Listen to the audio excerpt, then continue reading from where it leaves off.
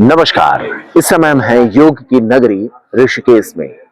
हमारी यात्रा 15 अगस्त को शुरू होती है और हम दिल्ली के भीड़ भाड़ से दूर योग नगरी ऋषिकेश जाने का प्लान बनाते हैं।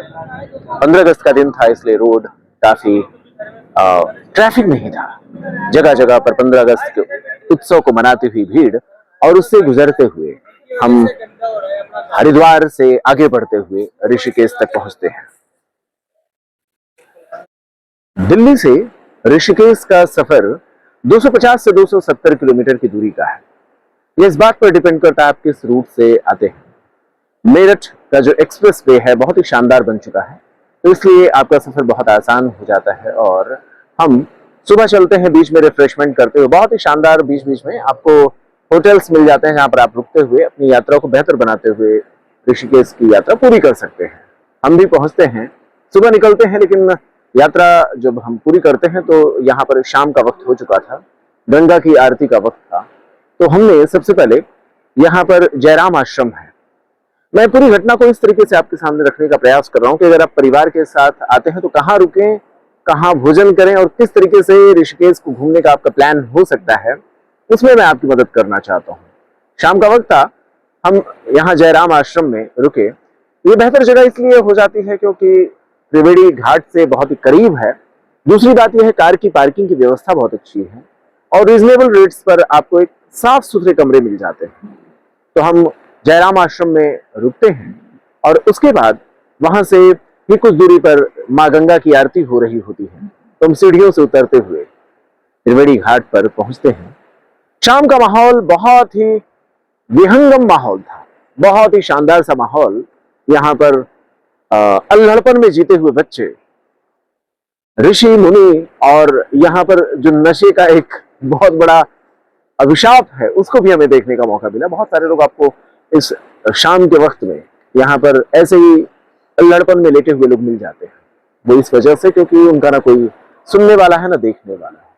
तो शाम के वक्त में उन सारी चीजों को हमने देखा, किस तरीके से बिना पैसे के, बिना जिंदगी में कल के सर्वाइवल की उम्मीद के लोग किस तरीके से जीते हैं। गंगा की आरती और वहां पर अलग अलग तरीके से श्रद्धालु पर्यटकों का अलग अलग भाव हमने देखा। और उसके बाद हम गंगा की आरती के बाद यहाँ के लोकल मार्केट में जाते हैं। जब कभी भी आप ऐसी यात्रा करते हैं तो आपके दिमाग में एक चीज और भी होती है, रुकना कहाँ है। तो रुकने की समस्या मैंने आपको बता दी, वो सॉल्व हो सकती है और त्रिवेणी घाट का आपके पास वॉकिंग डिस्टेंस पर ही वो है। खाने की जो व्यवस्था है वो आप यहाँ पर राजस्थानी रेस्टोरेंट है पास में, ये जो मेन रूट है वहीं पर आप किसी से बोलेंगे राजस्थानी जो भोजनालय है तो उस रेस्टोरेंट पर आप जाकर के वहां पर भोजन कर सकते हैं। नाश्ते की बहुत ही शानदार, बहुत ही अच्छी व्यवस्था होती है। तो इस तरीके से हमने वहां पर जाकर के नाश्ते के लिए अपना शाम का नाश्ता और डिनर वहीं पर किया।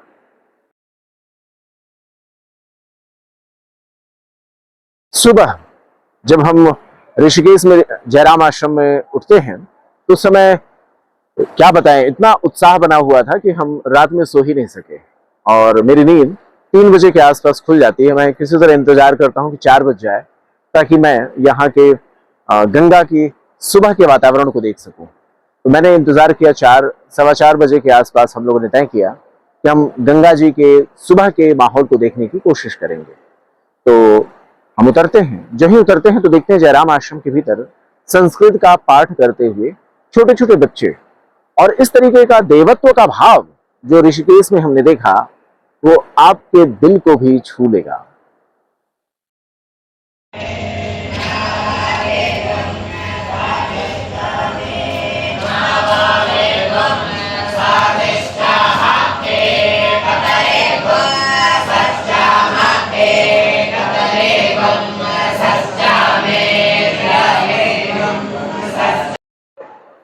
सुबह के माहौल को देखने के बाद हम यहाँ पर त्रिवेणी घाट के सामने ही एक चाय की स्टॉल थी जो कि सुबह 4 बजे ही खुल जाती है। हम वहां पर चाय पीते हैं और जैसे ही हम आगे राम झूला की ओर बढ़ने के लिए बढ़ते हैं तो देखते हैं कि यहाँ पर किसी बहुत ही प्रसिद्ध लस्सी वाले जो सज्जन हैं वो सुबह सुबह करीब 50 लीटर के आसपास का चाय बनवा करके यहाँ के जो यहाँ पर निराश्रित लोग रहते हैं, जिनका कोई नहीं होता है, जिसमें कुछ साधु हैं, कुछ यहाँ पर ऐसे अनाथ लोग होते हैं, उनके लिए चाय की व्यवस्था करते हैं। ऋषिकेश बहुत अच्छा है, लेकिन इसमें एक कमी ये भी है, नशेड़ियों का यहाँ बहुत तगड़ा आपको पॉपुलेशन देखने को मिलेगा। तो गंगा की घाट पर आपको ऐसे लोग रात में सोए हुए मिल जाएंगे। ये भी एक शहर का भाव है, तो इनके लिए भी ये शहर सोचता है। तो सुबह सुबह हमने देखा कि चाय की उनके लिए व्यवस्था की गई थी। मुझे बहुत अच्छा लगता है उस चीज को देखने के बाद। चाय और ब्रेड वहां पर उन गरीब लोगों के लिए, वो सज्जन जो भी लस्सी के ओनर हैं, वो उनकी व्यवस्था करते हैं। हम एक शानदार सी यादों को समेटे हुए आगे बढ़ते हैं राम झूला की ओर। राम झूला गंगा को इस तरीके से कनेक्ट करता है, और आप माँ गंगा के बीच के बहाव को देखते हुए एक जगह से दूसरे जगह को जब आप क्रॉस करते हैं, तो उसको देखने का अपना ही अनूठा आनंद होता है।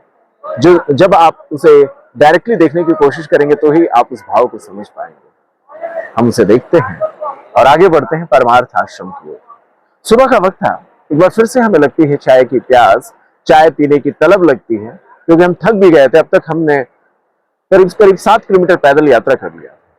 लेकिन ये गलत या यूं कहें खराब बात है इस शहर की कि चाय हमें अच्छी नहीं मिली।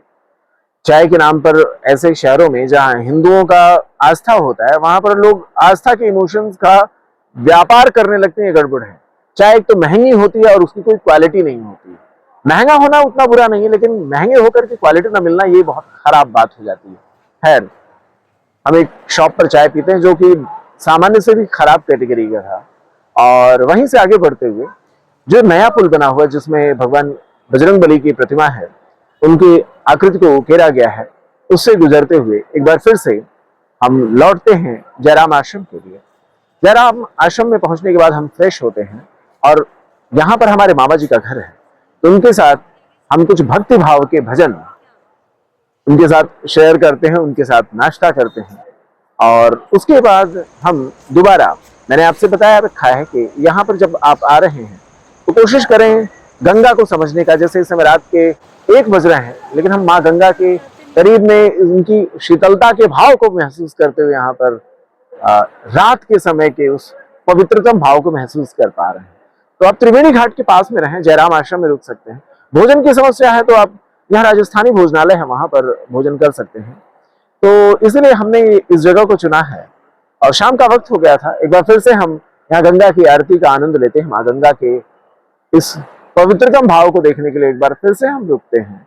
यहीं पर आसपास में आप खरीदारी भी कर सकते हैं, और रात का डिनर राजस्थानी भोजनालय में करने के बाद एक बार फिर से इस समय हम माँ गंगा के पास में हैं। आप देख सकते हैं बहुत ही शानदार सा माहौल है यहाँ पर हम हैं, और थोड़ी देर में हम जयराम आश्रम वापस जाएंगे, और वहां से जाने के बाद हम कल अर्ली मॉर्निंग दिल्ली लौटने का अपना प्लान बना लेंगे।